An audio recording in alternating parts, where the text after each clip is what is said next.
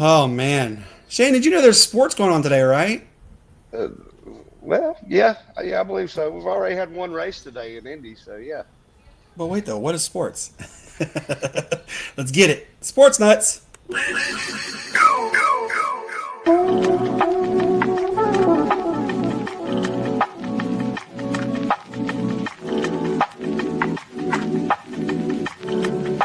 Sportz Nuts are back.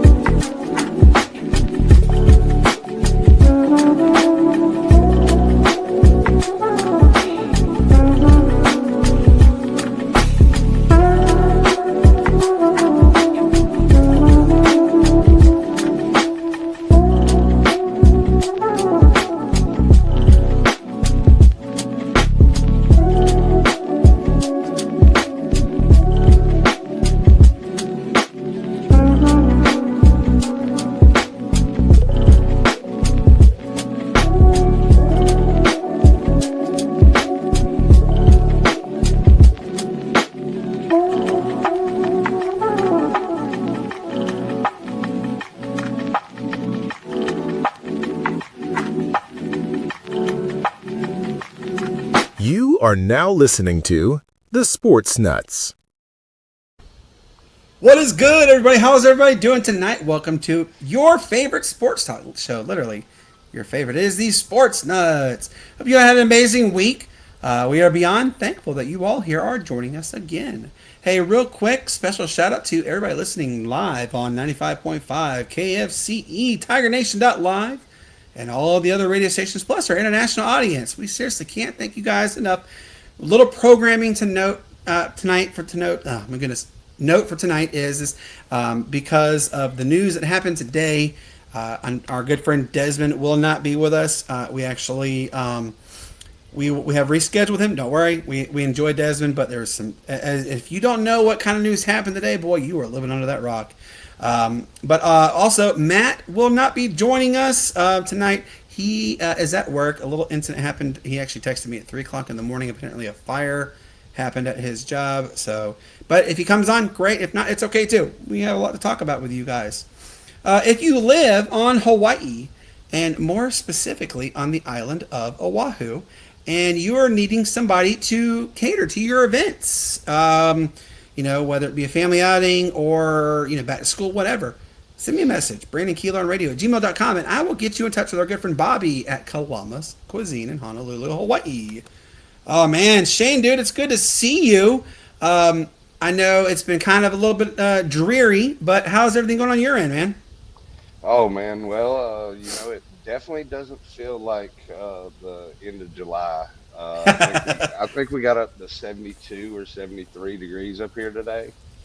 So a little cloudy, gloomy, a lot of rain, which we needed some of it. But man, other than that, it's Friday. The work week's done, and we had a pretty productive week at work, and got pizza today. So man, I'm about like a pig in slop right now.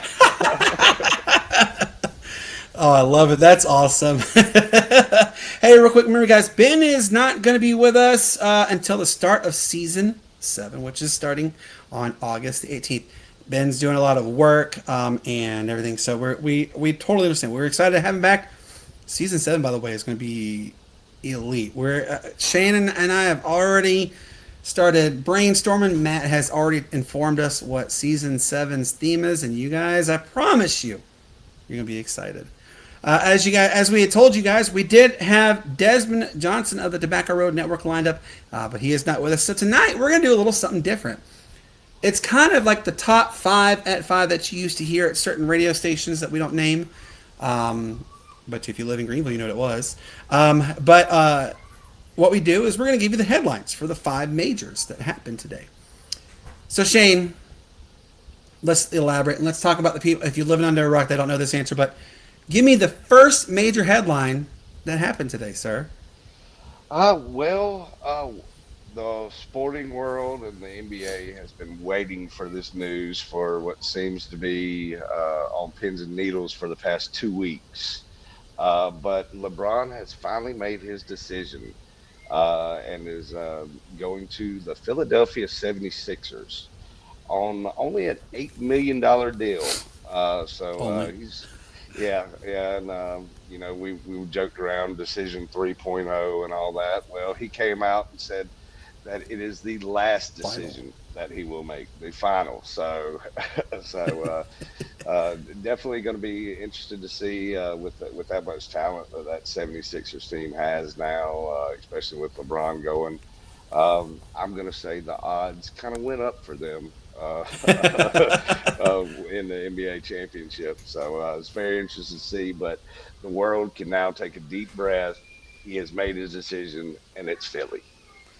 Yes, so LeBron James is going there now. Shane, there was a another story headline that transpired a few hours ago.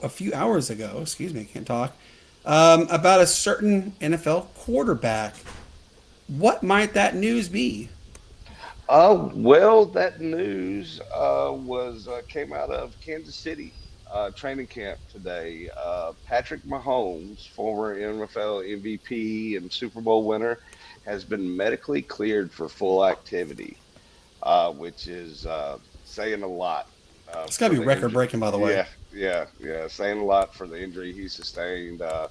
Said that he feels amazing, and it's looking like we could see him back possibly the fourth week of the season. I think is what they're kind of shooting at right now.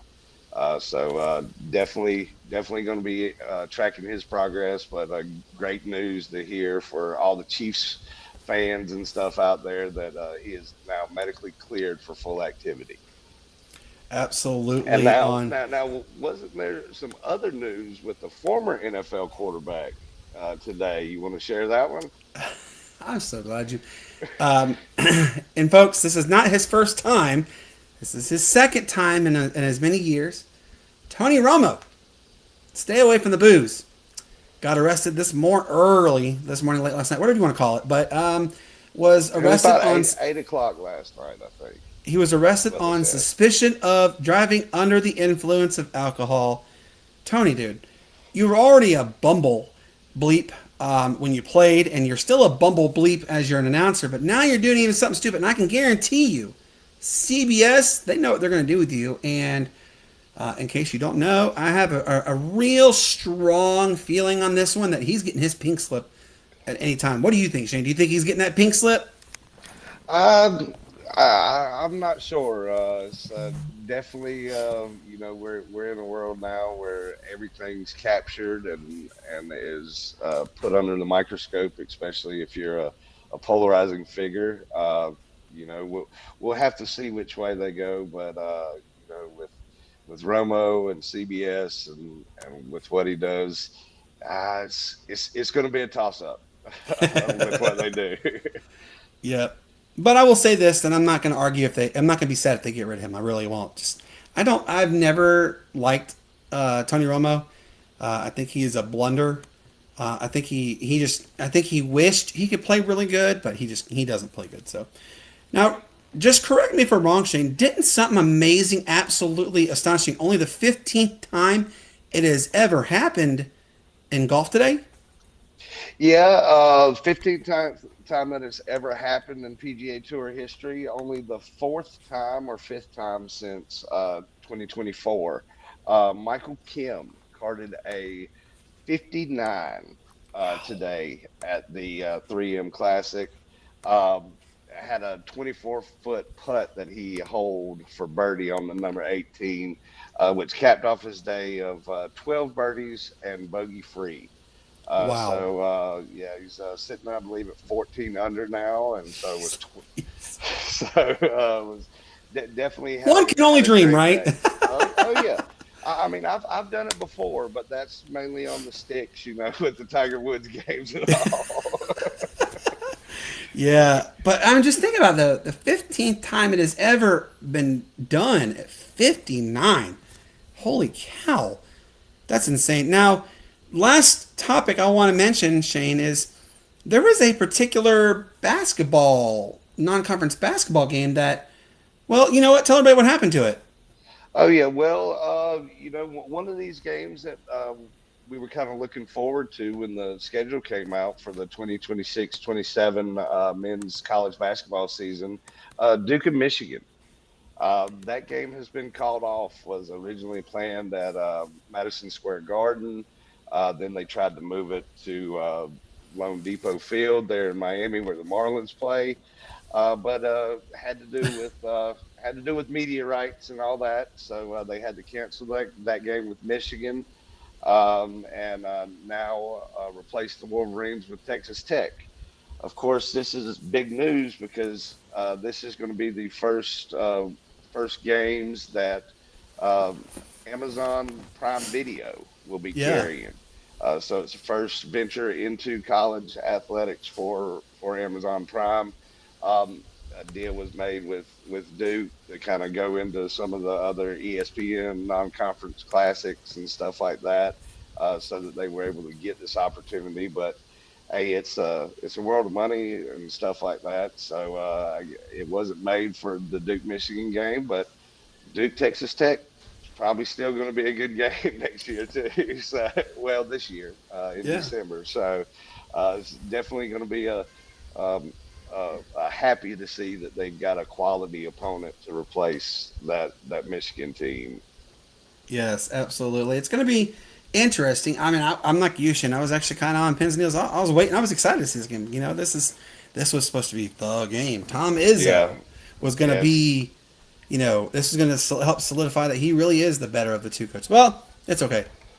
And that would be, ladies and gentlemen, yeah, that is kind of your top five. Well, at five as they want to call it, but that was the five biggest sports stories that have happened today in the sports world. Hey, Coach Vince, good to see you, my guy, Coach Vince. If you guys haven't already heard, he is officially retired. He got to ride off into the sunset, got his championship with the Midwestern Bulldogs, and then he got to ride off into the sunset. We're super proud of Vince. I've known Vince for a very, very long time, and I guarantee he's not going to be like, well, unfortunately, like as Matt would say. But congratulations goes out to Vince, absolutely, on an illustrious career. All right, Shane, let's dive right into it. Now, this one, I'm really interested to share this with you.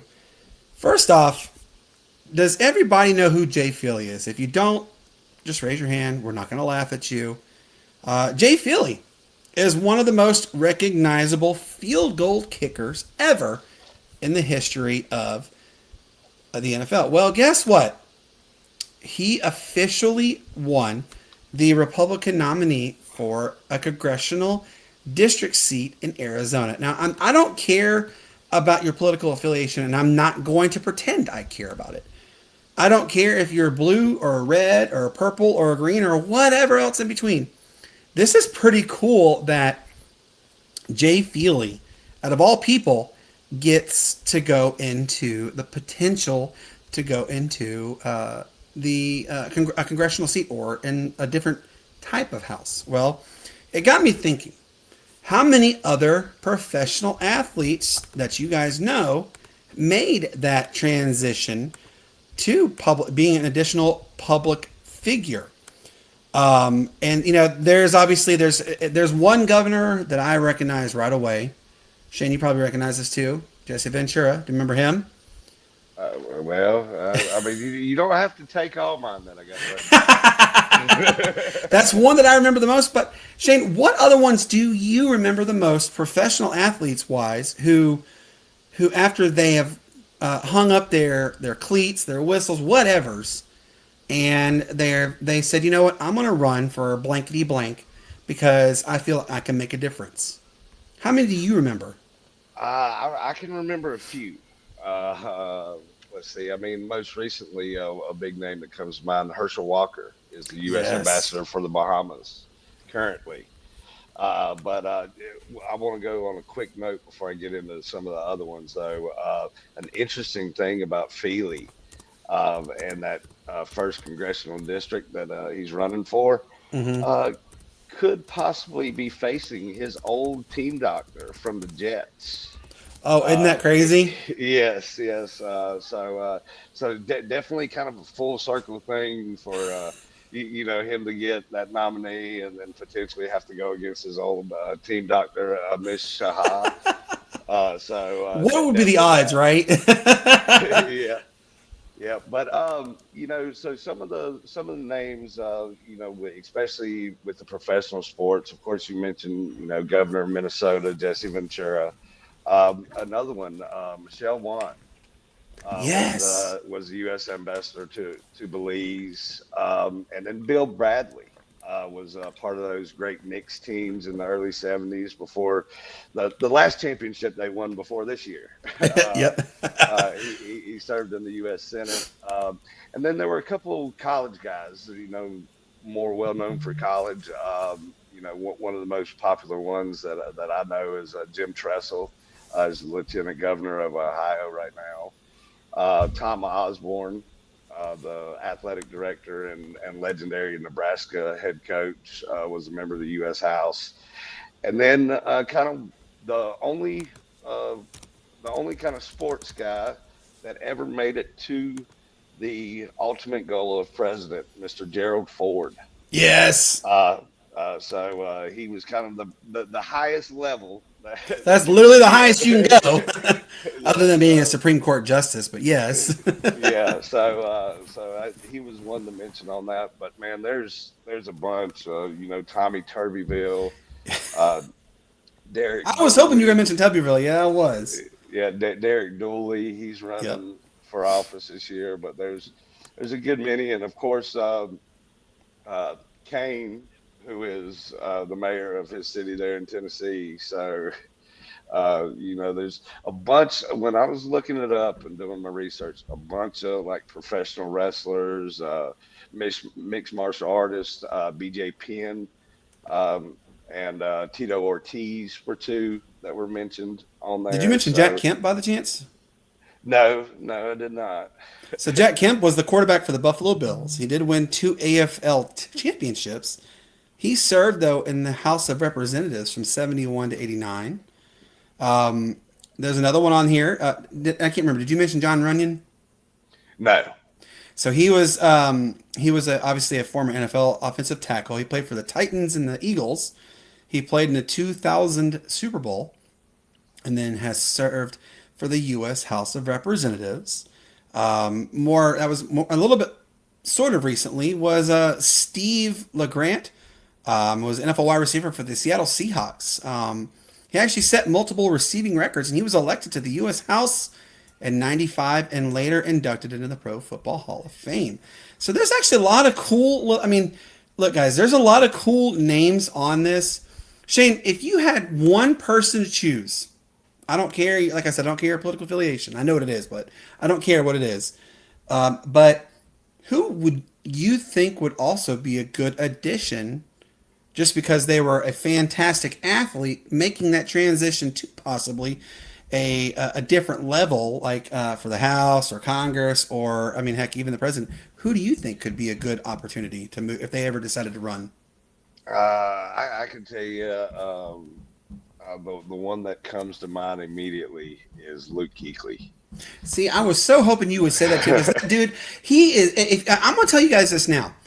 Go Google his speeches, and I promise you, you're not going to be taken aback. Actually, you'll be taken aback. He's really well versed.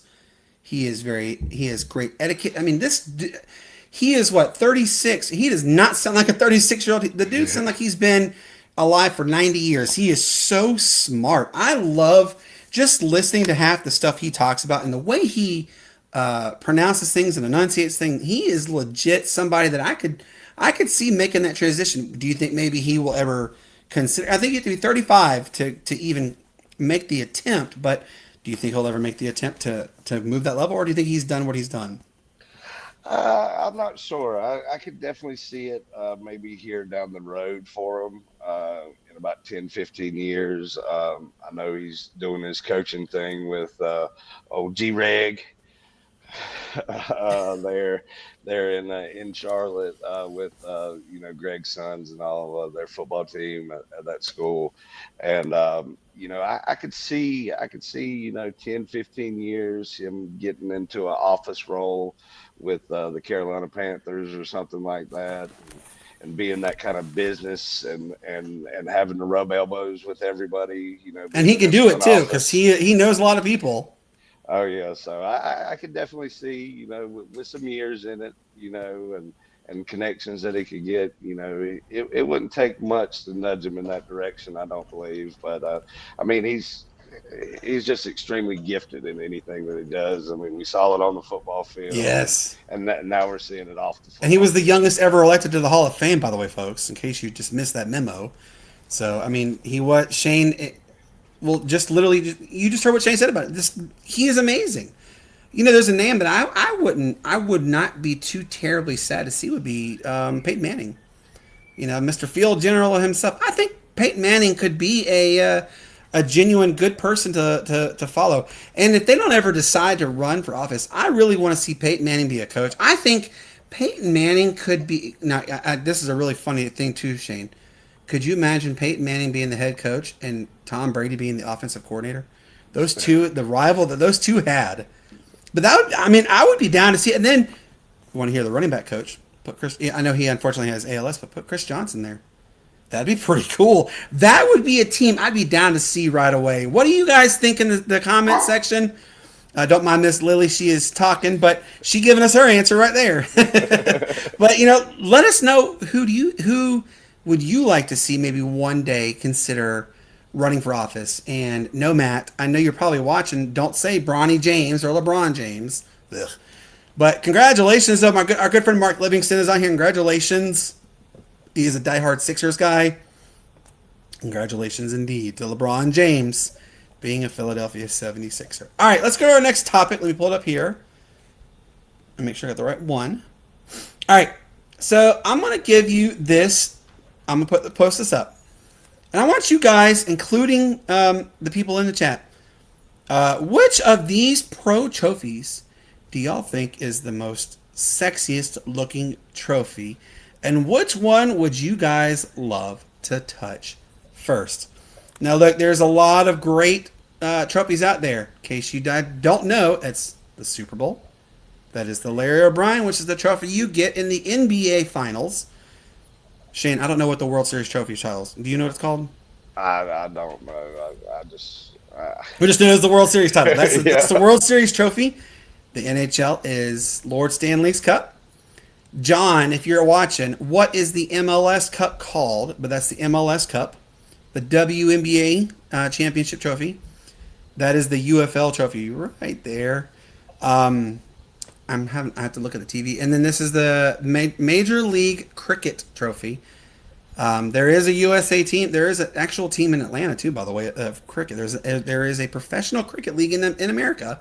And then, of course, the last one is the National Women's Soccer League. Let's see. We have a comment.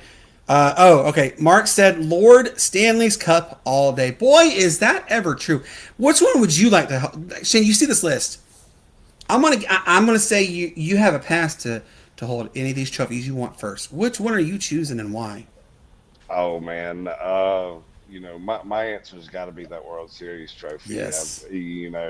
Growing up as a ball player, that's the one thing that you always dream of. And, that was probably one of Bottom of the ninth, 2 outs, bases loaded. That's what we always taught, 3-2 pitch, Yeah. So, excuse me. But, that's one thing you always dream of is winning that World Series. And okay, so John said it's called the Commissioner's Trophy, is the World Series trophy.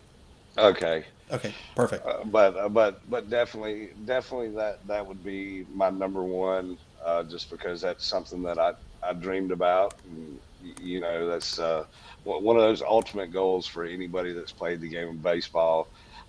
Definitely after that, it's got to be the Stanley Cup. Yes. I can't tell you how many beverages I'd probably be out of that. I was thinking the same. That's one of the things I would want to do is just get the chance. I don't give a darn that the cup is over 120 years old. I'd still drink an ice cold beer right out of that at a Laura Stanley's Cup. Oh Oh, yeah, and might even have to put some little make it a big pup cup for Lily or something too. 'Cause she even being though that's hog a heaven right there. well, even though that's that's a tall trophy, what about 3.5 foot tall? Yeah, it's a big I, trophy. that's about where her head ends up. In So case you she guys would don't know, have no Lily is a problem. Great Dane, so she's a big doggy. Yeah, she would have no problem with that. But and you said you had sexy in there as you were talking about Yes. Which one do you think is the these sexiest looking trophies. trophy? I I can tell you the picture of the UFL trophy looks a whole lot better on this slide than it does in real life. I know, right? But that cricket trophy, it reminds me of like an old school kind of trophy that you would get for a sport as cricket. So Yeah. I think that It one fits it looks just right, pretty doesn't cool. it? Yeah, that one looks pretty cool.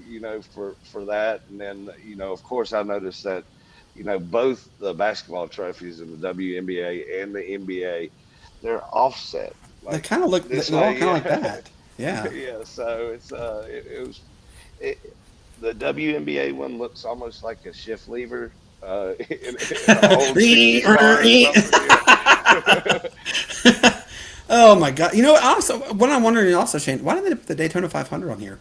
That's a pretty cool looking trophy. Oh yeah. It's a pretty cool trophy. I mean, you've got all the racing trophies. Indy has got a good trophy as well. It's kind of like the Stanley Cup. It's got I don't know. I think they've been racing their open wheel cars since like 1900s. So and surprisingly enough, that's where they're actually racing this weekend. So for the Brickyard 400 for NASCAR. But Johnson, he it's go with the UFL trophy. yeah. Like I said, it looks good on this picture, but I watched the game and it's not. It's not as pretty as you think. Yeah, it's almost like an upside down Super Bowl trophy that was split in half. Cut in half. Yes. You So, know, but I agree on that one too. I like it. but that But was you, just pretty cool to watch the MLS Cup and the I was just celebration about to that say the they can MLS Cup that is pretty. They put the streamers on it any, too. yeah, anything with a handle that you can kind of get there and kind of hold up stuff like that is definitely a great trophy to have, and that one that you can celebrate with as well. Yeah, and you can celebrate with everybody. So I'm gonna pull it back up again, so in case we miss it. Me personally, my very first one is this one, Stanley Cup. Absolutely, I think it's the prettiest looking cup. And first off, I commend the people who originally had to chisel all. And if you don't know this, all the names of everybody who has ever won the Stanley Cup, their name is engraved onto this trophy, and they used to have to chisel it in. So I commend you for that. But now they do a machine that does it. There's some people that still help, but I would definitely do the Stanley Cup. My second one, I'd be okay And holding. well, Go on ahead. that note of the chiseled names on the Stanley Cup and everything else, it's not just players.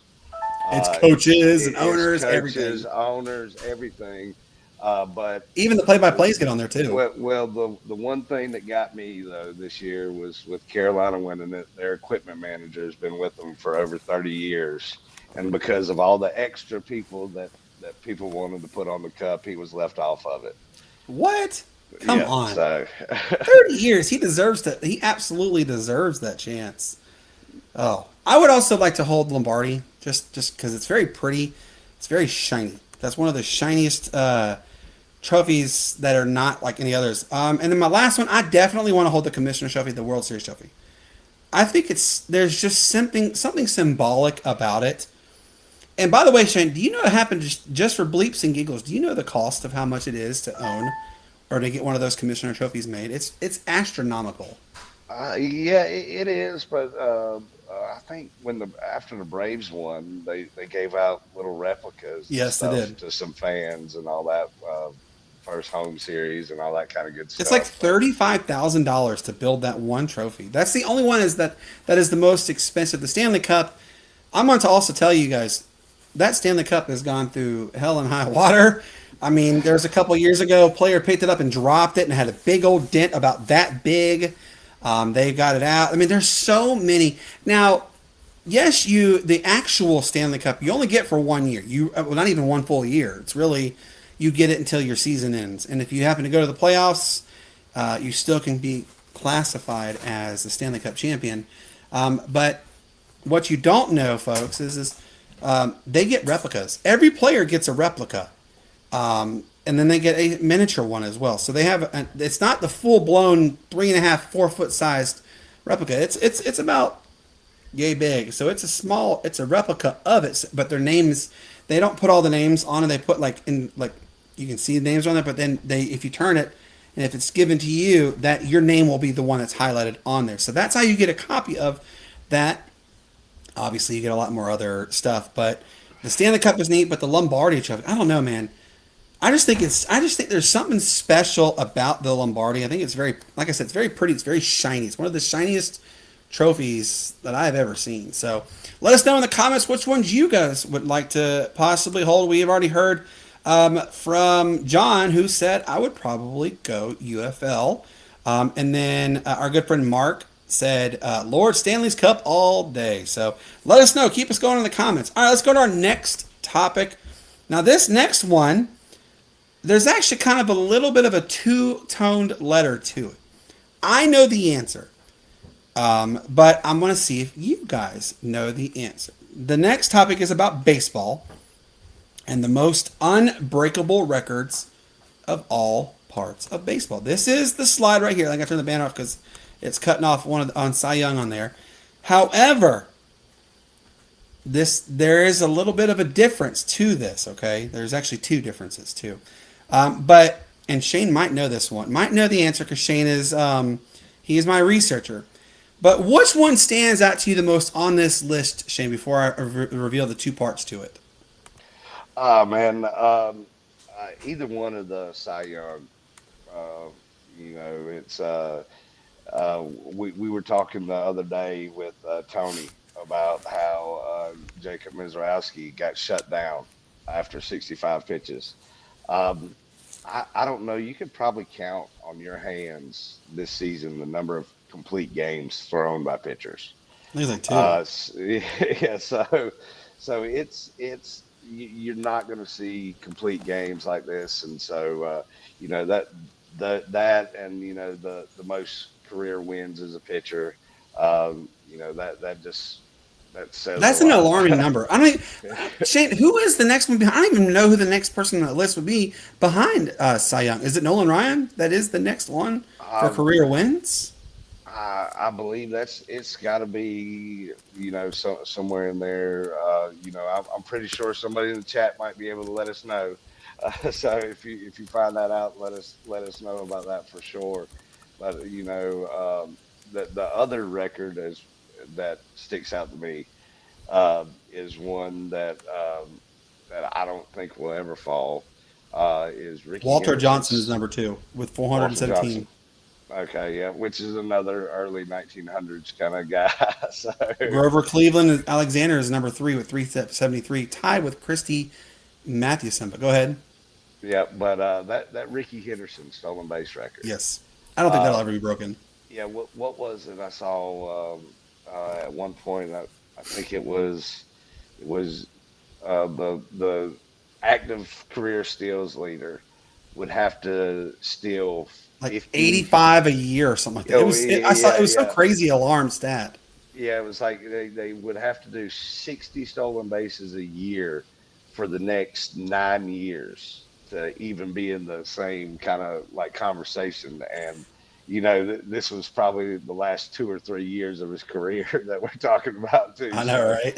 So that one right there is big time, and and we see it now with the level of the players that are in the MLB.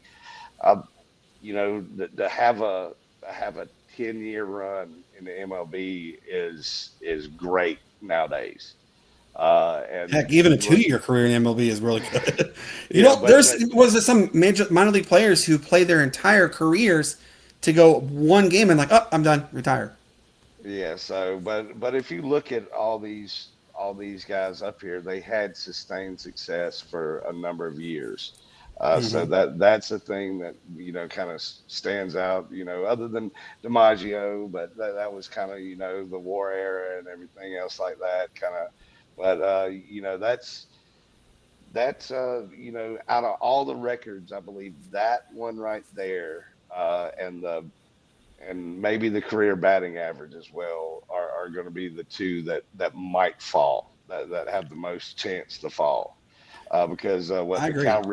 the Cal Ripken, 2,632 straight games played. What's Olson on now? Seven. He's at 799. Yeah, so he's the active leader. Yeah. So I mean he's got almost 2,000 games to go. Yeah, he's got a little bit of ways to go. so and that's what, another 10 years.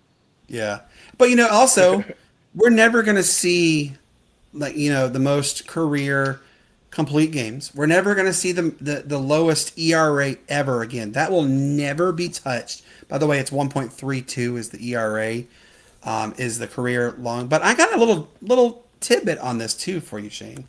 What if I told you this list is actually missing two people on there, and they're both related to the most career hits. So, Oh yeah. who do you think one player on that list is not being mentioned? Oh man, who was it? He Because played it in just. Seattle. Oh, you talk about Ichiro? Yeah, Ichiro is not on this list. So I know this next. It's since they merged the records, there's Yeah, somebody with the Negro close in the Leagues. hits. Yeah. Yeah. Yeah, I forget who it is though. So what if I told you there was a player that played during um, both World Wars? One, he finished up his career towards the end of the second, like the really when they go into the Second World War. But he actually, if they were to include all of his records, hit almost 5,000 hits. There's a player on there that's not mentioned. Well, it is this player right here, Arnold John, aka Jigger Stats, whatever how you say his last name. I'm have to look at the TV because my Stats. stats. Thank you. Stats. He had almost 5,000 career hits. That was combined from minors and majors. However, he only played 7 career years in the majors, and the rest of the time was all the minors. But one of the teams he played for is actually a major league team. He played for the LA Angels. That's actually where he amassed a bunch of his hits, was the LA Angels, which back then they were classified as minor league. But his career, and this is an actual stat, his career was 4,682. That is total. So I guess almost 5,000 on there. So he's not mentioned on there because they don't necessarily classify him as playing his entire career majors because they're the minors and stuff like there. But if you also combine the Negro Leagues, there was one player, I can't remember his name either, too, Shane, but he did hit over 5,000. Yeah, I think I highlighted it when we did the You special mentioned it a when while they. back, and I can't remember Yeah, this yeah, guy's name. yeah, when we did the special when they went to Kirkwood and played. Yes. But Now I'm going to look. Oh, my but then goodness. that also, a lot of those pitching records too. Mhm. What Satchel Paige is up there on a Yeah, lot of that's the that. first name right there, Satchel Paige. Yeah, Which, by the way, he played for the Atlanta Braves, if you guys didn't know that. yeah. But when you add in all the Negro League stats and everything to the professional baseball side, that he's one of the closer ones up there with the Walter Johnson. Josh Gibson, that's who it is. Yep, Gibson. Yep, Gibson, yep. yep. He amassed from the Negro Leagues and everything else. It says, sorry, there's so many things to read on this one. He had the highest batting average ever was 372. That's him. That was in the Negro Leagues combined together. Shane, do you see where it says his career? Josh Gibson is the one that hit the most. Sorry, folks. I know we're not doing good on Yeah. here. See, now we're trying to figure out. Let's see. I'm typing Josh Gibson stats. Let's see what it says. So he was Let's see. Here's this everything. So it says combined the professional and the Negro League was over 4,300. Yep. So, but that's still pretty. But and then they add in like other. They have like little small like I guess they have the Negro League, minor league. I don't know, but it says a total of 5,227 hits. That's pretty impressive, by the way. Just think about that for a second. There are records that will never ever be touched on this list, Shane. I don't think we're ever going to see somebody hit. I wholeheartedly believe that. And I want your thoughts. Do you think there ever going to be someone that will dethrone Barry Bonds as the most home runs? No, no, nobody's gonna. I don't see anybody, even with the exit velo and strikeout rates and home run or bust kind of offenses that the MLB's got right now. I don't see a single player getting. I can see 500, 600, but like I said, now there's so many players and the younger talent gets. Just because you're that veteran name, like it was back in the '90s and the early 2000s, you don't get that extra little couple years that Yes, that's true. you used to get back then that you get now. But he's the best pure hitter in baseball of all time, and I don't see that record. And I love that they didn't even put an asterisk up there either. Uh, I will always have an asterisk thinking about it because that was during an era that was coming right off of the strike of '94, and they needed something to salvage baseball to save it in the Royds era. Did it with the Bonds, the McGuire, and the Sosa, and there was who was the fourth person that year? Do you remember? That was started. They started that home run, and then they really tailed off after the All Star break. I can't remember. is it Let us know in Griffey? the comments. Was it Griffey? Oh my I, goodness. I, I know right around that time Griffey had a stretch where he almost hit 50 or hit right at 50. So that name comes to mind, but um, I know Larry Walker was up there one year. In the late '90s, early 2000s for a home run lead. Mm-hmm. But Griffey. Yep, it was Griffey. okay, that's what I thought. It was Griffey. He started out. He was on pace for 62 home runs, and then it just went after the All Star break. He finished fourth. At one point, it was Mark. It was one point. It was Mark McGuire at 46, Sammy Sosa, goodness, 44, Griffey at 41, and then it really dropped off. By August, it was McGuire and Sosa. Those were the two. Griffey was still theoretically in it at 47, but then he finished that season with 56. And as you guys know, McGuire, I think it was 70 or something like that. And then Sosa, yes, McGuire hit his 70th against the Montreal Expos. And then Sosa had 66. That was something to behold. That was a sight to behold. I don't think we'll ever see something similar to that again. And one more record, I think, before we go to the next topic, is I don't think we'll ever see someone like Joe DiMaggio's consecutive hitting streak. I don't think we will ever see something that way again, Shane. And you hit the nail on the head with how much things happened. How they happen nowadays. I don't think we will ever see a player with that many. Do you think we'll ever see something like that again? That's like I said before. That's one of the records that I could see possibly going down. Just because I mean it's a hit a game, So and what this year we've had a couple get into the teens. So it's possible. Somebody gets hot. I can see that. 56 games. It seems like a lot, but when you're in that rhythm and everything else, and the way baseball is, what's that? Maybe 2 months of ball. So, so that's the one that I would say is close to being in jeopardy more so than any of the other ones kind of on there. Let us know what you guys think in the comment section. What record do you guys think has the potential to fall in our lifetimes? All right, let's go back to the next topic.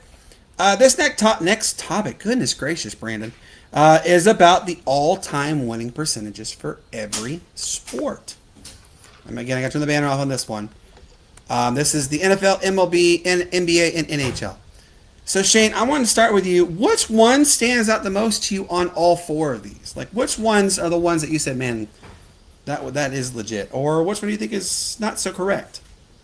Well, I kind of looked at this list and, I got to thinking, I was like, well, the OKC right there for the NBA, does that include their supersonic days? That's what I wonder too. Of course you see Vegas up there in the NHL, but what they've been in the league, what, 6, 7 years now? Yeah. That one I kind of throw that one out a little bit, but definitely, if it weren't for Tom Brady, the Patriots would be. I don't know if they would be on the list. Yeah, I don't know either. It really what surprised me is like other than the NHL, you've got some of the oldest and most storied franchises for the NFL, NBA, and MLB at the top of the list. Yep. So that's that kind of stuck out to me. I guess you could kind of go down and say the same thing for a lot of these teams, like the Dodgers. Does that include their Brooklyn time too? Yeah, that's that's another thing that I would love to get a kind of an answer on. I know, right? Like, and what the about the Lakers. Giants? Well, And the well, Giants is the next one too, because remember they were also part of New York at one time. yeah, but then like the Lakers, or is this just their Los Angeles time, or is this their It was back when Minnesota they were time Minnesota as well. So there were a couple questions. Hey, good conversation topic starter and all that, but there's a couple questions like that. My mind says, oh well, okay, it's really can take it with a grain of salt because it only is counting their time at the current location. That's kind of one of those things that kind of baffled me when I was going through it. But What about the Calgary Flame? Remember, they used to be the Atlanta Flames. Does that include yeah. the Atlanta time too? Like, So- there's so much disparity. And look, John just said shocking. Vegas is at top of the NHL, but they've been around because they've been around for such a short time. That is true. That is a big question about. They've only been around, I want to say 10 years at most. At most. yeah. Well, I mean, And their second year they won. they won the whole thing. Or they went to it at and least. Yeah. they won it their second Yeah. year, and then they went this past year. Yeah. So you got to, I mean, does that include like, I mean, I don't know. I don't know. It's weird. But I see the Montreal Canadiens are number 2. But then what about the San Antonio Spurs on this too? I mean, is that magical era when you had Tim Duncan, David Robinson, Mono Ginobili, Tony Parker, all those that, even Kawhi Leonard on there. Take away just 2 of those players, are the Spurs a really dominant franchise? That's another question right there. But I'm also interested in look at number 8, Shane, the Dolphins.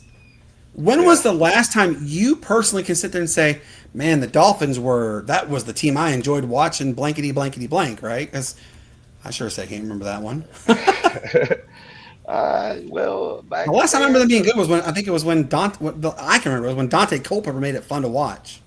yeah, I think around late 2000s, they did pretty decent. But I don't know. A lot of these teams, I know I saw the comment from John about Kansas City. Yes. You look at like he said, their record from the 70s and 80s, and then the early mid 2000s. Kind of abysmal there. So Yeah, I remember the Chiefs they were a laughing stock for a very long time. And then this one guy comes through named Joe Montana and won them a Super Bowl. Well, I mean, the Chiefs were good back in the 60s, too. They were also part of the original AFL, NFL combat. They used to, I think it was yearly. It was always the Packers, or the Chiefs, then the Packers. It was one of those two, and then you throw the Cowboys in there. So Yeah. I mean, I understand that. Yeah, and that's another thing, kind of looking at that NBA list, that there's some great teams and stuff on there, but you've got the Suns and the Jazz up there. They've got great winning percentages, but haven't won the championship. Yep. So it's Joe Montana it's did win the did win a Super Bowl for them, John. They actually did. but that they those kind of things kind of stick out to me. But that OKC is That's my the biggest biggest question. question. That is That's the my biggest question biggest. because they they've been good the past few years, but if you average in that Seattle time and all as well, then with the glove and Sean Kemp and all them, they had some pretty good seasons with wins and stuff like that. So that's one I need you to reach out to whoever did this graphic and say, I hey, want to find out what is what, this what, what, what are we going with? are we Is include this the Seattle Supersonics or is it just the OKC? Because if we're just including the OKC, no, OKC is a better winning percentage than that, absolutely. Because I mean, OKC for a long time was they were garbage, and then they yeah. became really good, really fast, and they've had a sustained level of success. So I don't know. I'm gonna have to reach out to this person and find out. But there are definitely some questions on there. What do you guys think about the list? Is there any names that stand out to you the most? All right, now it's time for the sports story segment. We're going to do the sports story segment until the end of the season, and then we'll start a brand new segment. Shane, give us your sports story. Well, I had a great sports story, especially with the guests that we had lined up. But it kind of went hand in hand. But I'm going to go ahead into it. And the Panthers and the Tepper's Sports and Entertainment Group have announced that they are putting 500 more million dollars towards the renovations that they originally rolled out in 2024. That's a pretty looking, Um, by the way. The renderings are beautiful, Shane. yes, so and it was pretty good. It brings the total renovation cost up to 1.3 million or billion dollars. Some of Billion. the yes, some of the good amenities and everything that they're talking about doing is new video boards. Of course, you got to go bigger and better video boards. Right at the 500 level in the bowl, which is one of the top levels there, they'll have a social patio area which these have become very popular at MLB stadiums and some of the newer stadiums that have been built.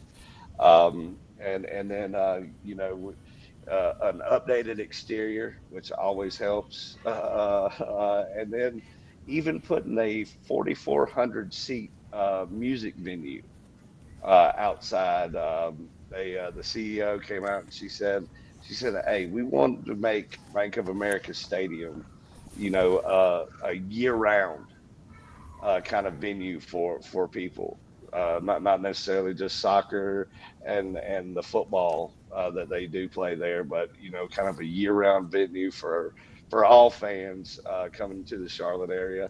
And with the announcement also came the announcement of the extension of the naming rights for Bank of America.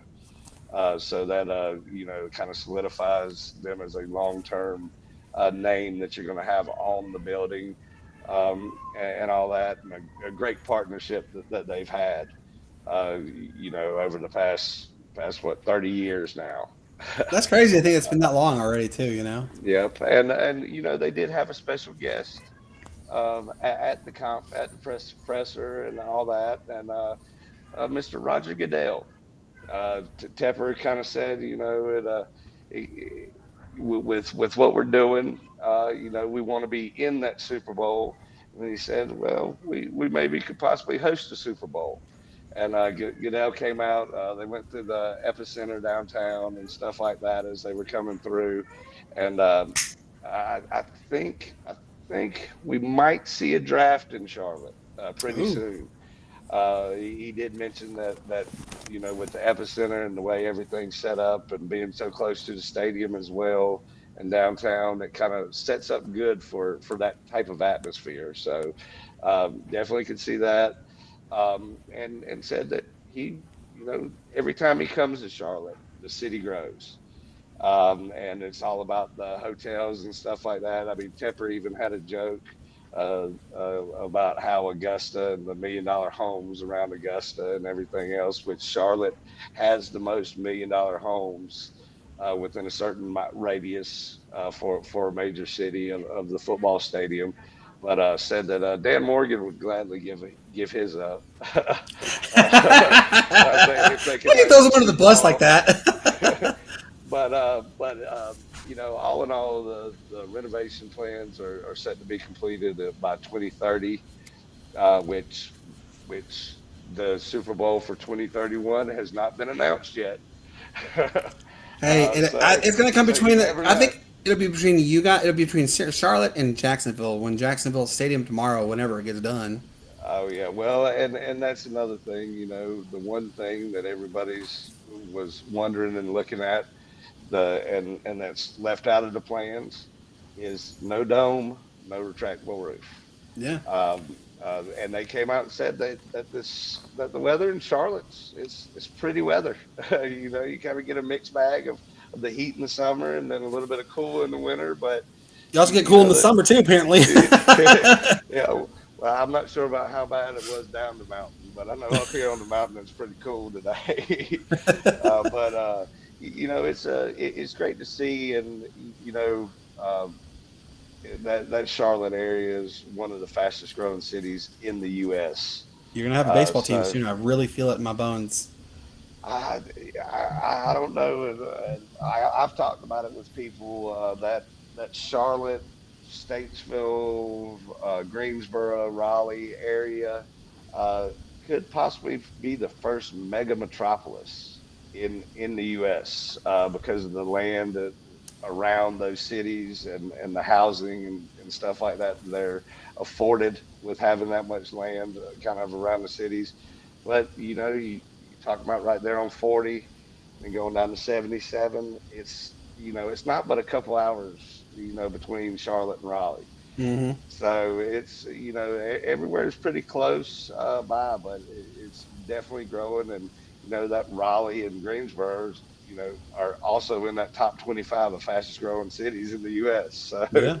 so we could definitely see it soon. But definitely, I'm ready for the renovations and all that, and I'm ready for training camp to get over with, hopefully without any more major injuries, uh, since we lost a linebacker for the year already.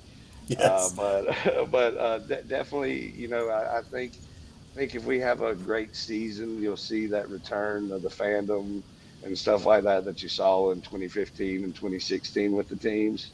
And that definitely could boost, possibly hosting that draft or that Super Bowl. Just don't be last year. Don't make last year be a fluke. You know what I mean? Can't have that. Cannot have that because when you're trying to bring back the old fan base and bring on new fans, and they're like, "Oh man, this team is good," and then you go right back to what you once were, which was a laughing stock. You're Yeah, gonna lose all that you've earned. you have to remain consistent and be Yes. and be in that conversation for the NFC South title every year to Yep. sustain that fandom that they had back then. Yeah. Don't do the one and dones.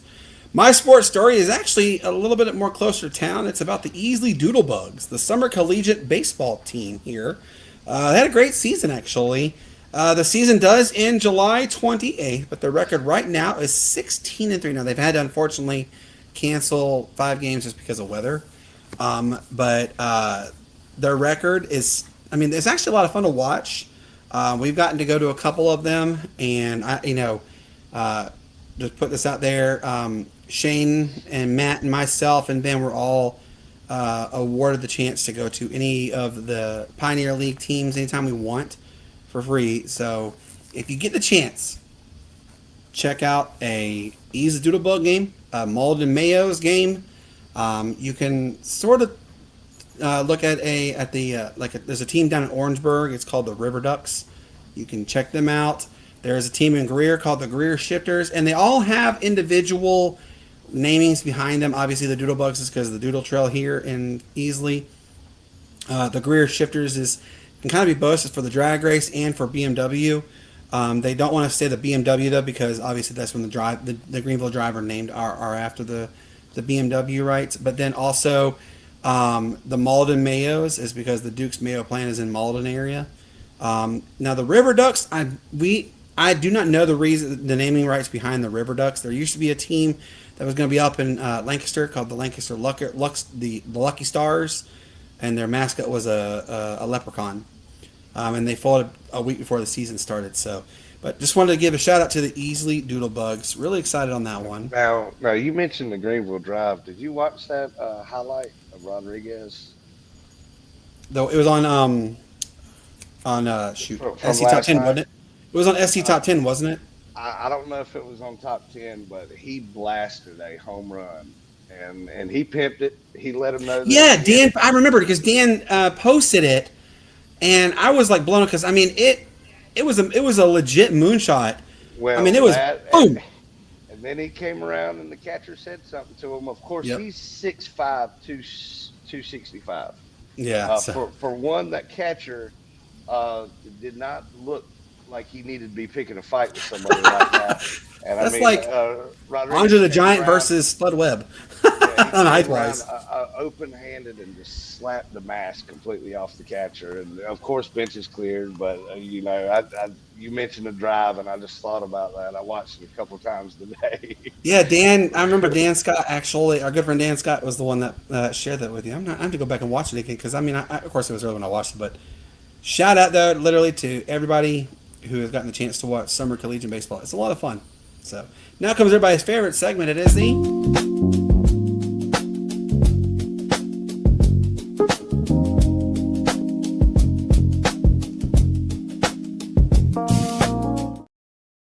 yes, it is the honorable mentions where we give love to all the sports that usually the mainstream media doesn't focus enough on, and they should.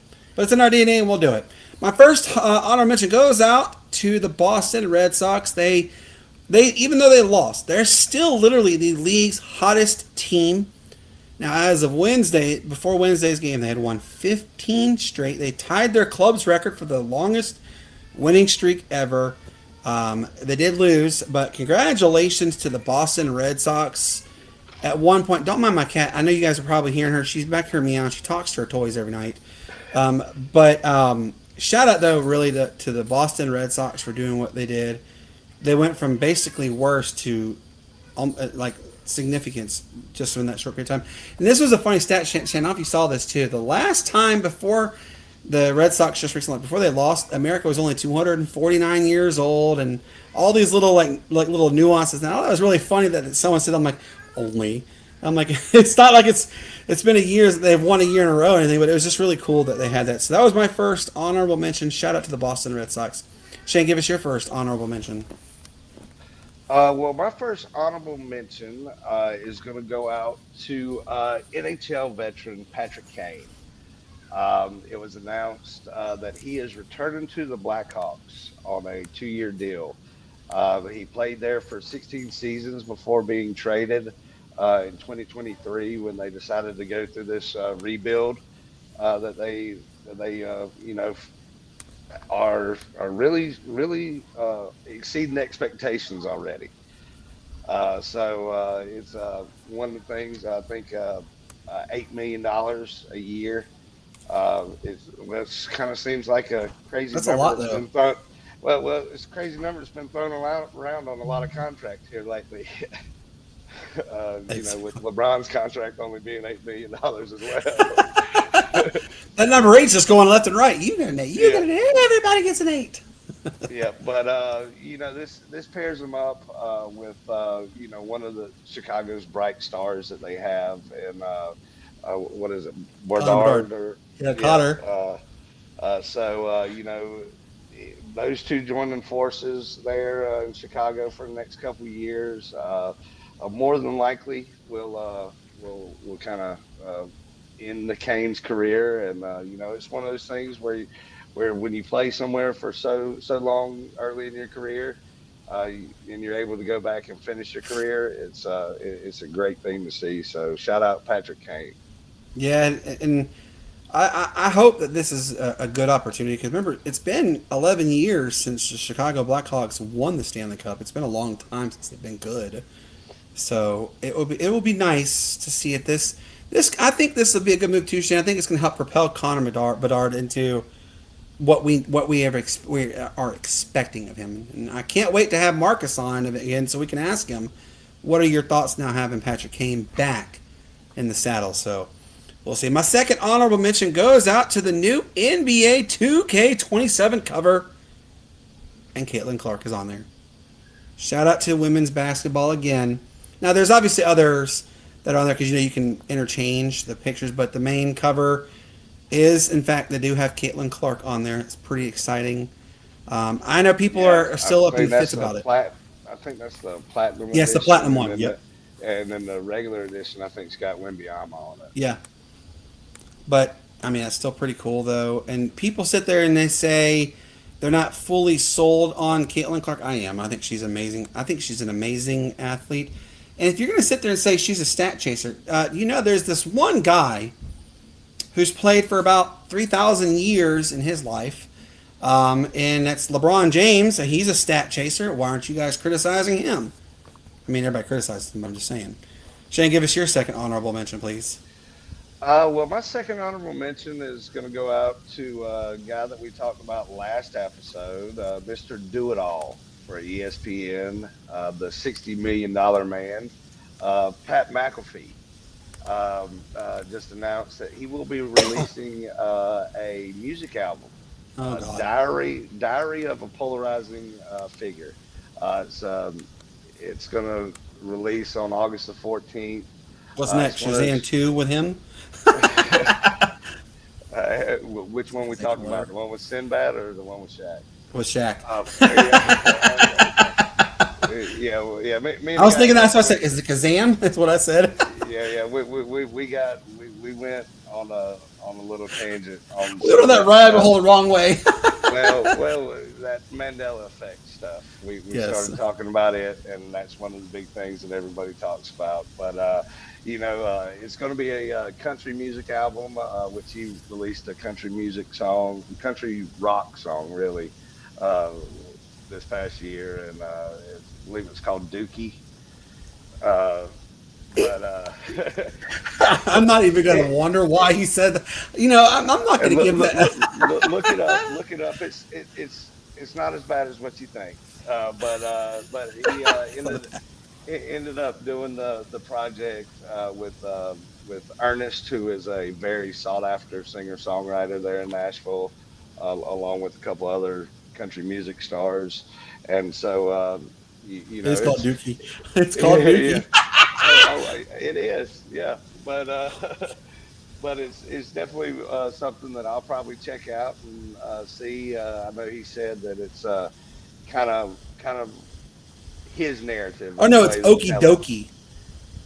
No, it's not. Dookie. It's Dookie. What on the right says?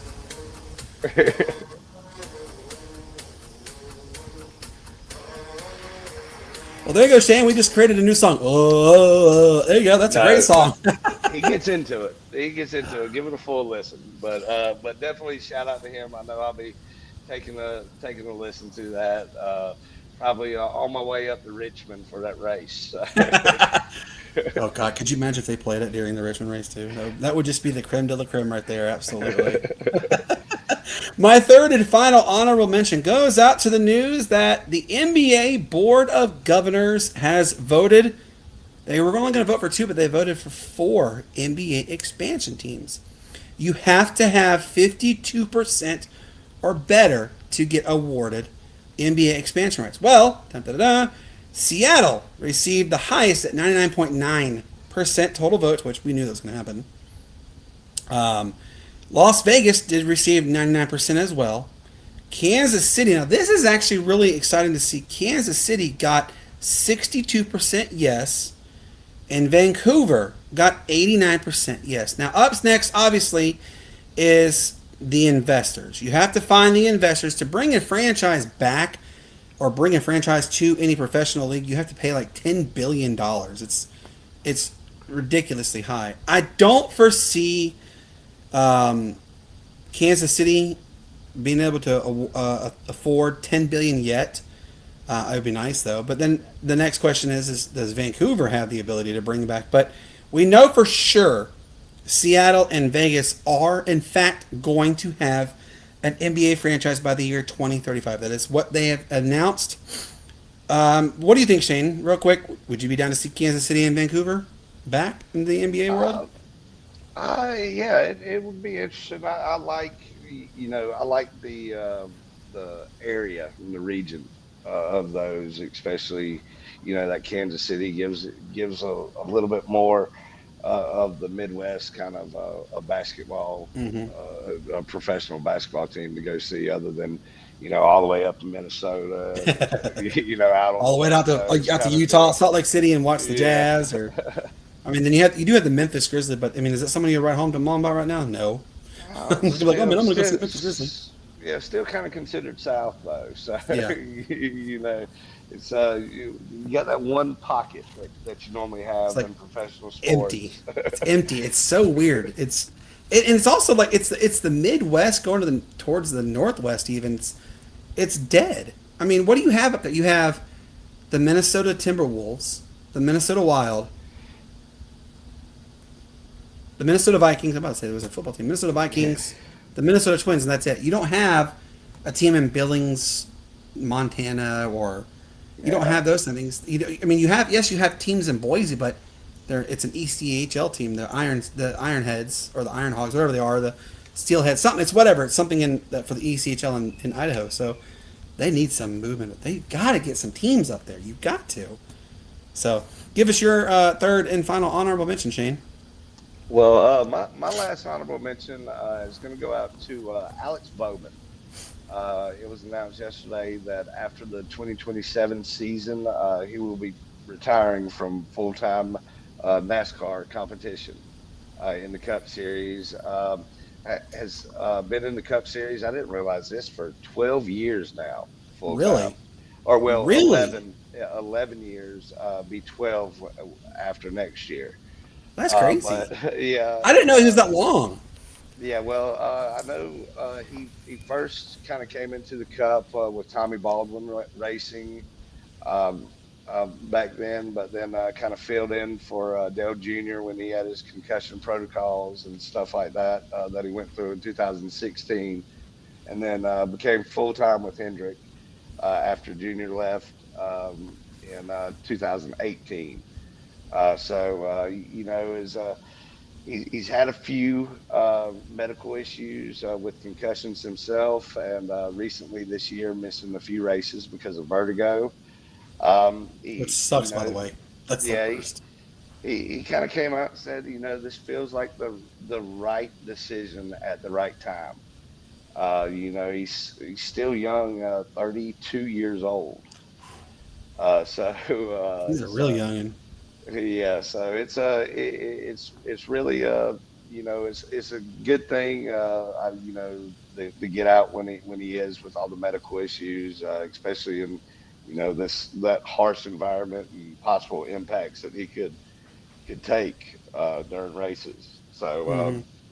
he's excited. Now that this decision's kind of behind him, because this was one of the things that Hendrick was kind of waiting on.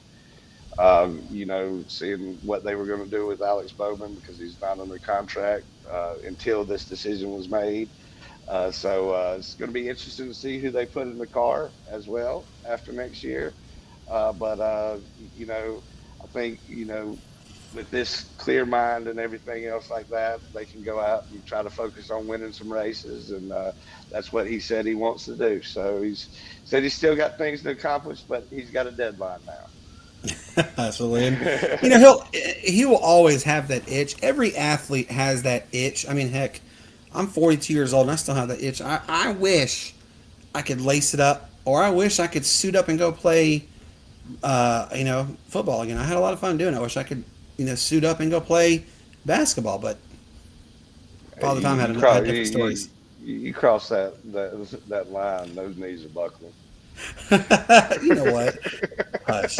I'm gonna laugh when it catches up to you, and Oh, I'm like, it oh, already is. just you wait till you hit 40, Shane. Then it's gonna you're gonna be like, oh my god, I'm older than dirt.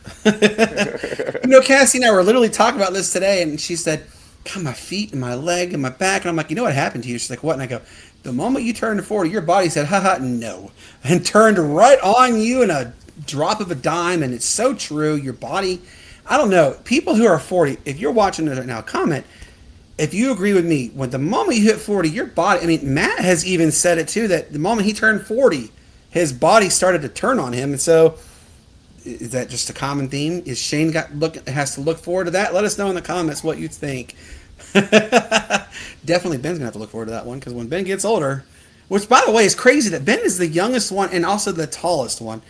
If you guys raise your hand in the comment section if you really thought Ben was 6'6", because I didn't. I thought because he's your cousin, Shane. I didn't think he was 6'6" until Matt. All right, Mark said, I'm 46, and I totally agree. The moment you turn 40, your body says, no. Okay, do you remember the old Sports Center commercials where Stuart Scott says, act like bacon, and then pop, lock, and drop, and boo, yeah, and Chad Ochocinco goes, haha, boo, no. That's kind of what I could see your body saying to you the moment you hit 40. Ben, I can do this. No. So, guys, this was always a good, it's always a fun time to share sports news with you. And we hope you guys had an absolute amazing week and enjoyed both episodes of this week. Now, here is a list of the upcoming episodes that you should consider putting on your calendar. Episode 249 will be Tuesday the 28th. Chase Cravey, the founder of the talk show Dirty Fanatics United, and his entire team will be joining us to talk about the Atlanta Falcons' upcoming season. And if you are interested, please consider subscribing to their channel, Dirty Fanatics United. That's DFU. It is a podcast entirely for your Atlanta Falcons. And then this is the next big one, episode 250, having it on 250 Years for America. Friday, July 31st, our good friend Abe Gordon is back. We are always thankful when Abe joins the show and talks about what else? The crazy sports market and the ATL, or as he would put it, the Abe TL, because remember, he is the host of the Abe TL show. Episode 251 will be Tuesday, August 4th. It is the season 6 finale. We have a good friend of mine. His name is Ben Camino. He is a great sports reporter and a great reporter in general. He's going to come on and talk about his journey, and then we're going to have a well-deserved break. However, and unfortunately Shane won't be here for this one, but episode 252 is a very special episode. It is solely based only on the guests. There's not going to be any sports talk, no nothing. I wanted you guys to get the chance to talk to one of my idols or listen to him. So he is a storyteller, a true Hawaiian storyteller. His name is Kamakapile of Aloha Authentic, formerly of KHON2. He is going to join the show to talk about the historic town on the north shore of Oahu called Haleiwa. And if you don't know about Haleiwa, I highly recommend you Google it, because it's such a beautiful town. It's actually where they host a lot of the surfing championships. But he's actually going to start the show with a traditional Hawaiian prayer. So yeah, really excited about them. And if you want to see his work, go on Facebook, type in Aloha Authentic, and you'll get to see all his videos. Episode 253. This is the big one. It was going to be on Friday the 14th, but because it is Matt's birthday, Shane's also out of town, and Ben is also unable to come on. We've moved Season 7's start date to Tuesday, August 18th.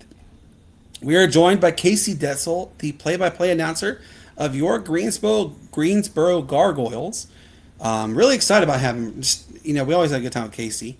Now, if you guys are interested also in being, kind of joining up with us, being a sponsor, send myself, Matt, or Shane an email today, and we will get you everything set up for your sponsorship packages. They're very affordable rates. And also, if you haven't done so yet, please consider following us on all of our socials, and maybe subscribe if you haven't done so yet to our YouTube channel. Help us get to the goal of 20,000 subscribers by the end of 2026. We can do it with your help, absolutely.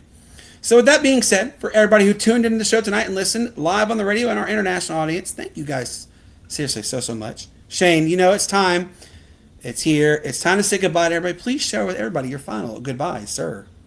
Oh yeah, well, hopefully everybody stays safe this weekend. I know I'll be traveling down to Lawrence tomorrow to Trampoline Park or whatever it is for Paxton's fifth birthday party celebration. So definitely going to looking forward to that and seeing the little ones, which are it seems like you blink and they're not so little anymore. Boy, is that ever true. But just as always, everybody stay safe. May the good Lord bless you. Peace, love, and bacon grease. Peace, love, and bacon grease. And I have to agree on that what you just said there, Shane. I mean, heck, yesterday was Aspen's 2-year-old second birthday. Where in the world did that go? Like, and I want to apologize if you guys heard her screaming. She was loud and proud. She's a happy girl. So, as I always tell you guys, peace up, A-Town down White. It's the greatest sports city there was. So you guys have a fantastic weekend. As Shane said, stay safe. The weather will start to clear up after tomorrow in the south, and then you guys know what loves to return is this balmy 90+ degrees. So, and the humidity is back. We will talk to you guys on Tuesday. Until then, I hope you guys enjoy this outro, and we will see you then. As always, take care and goodbye.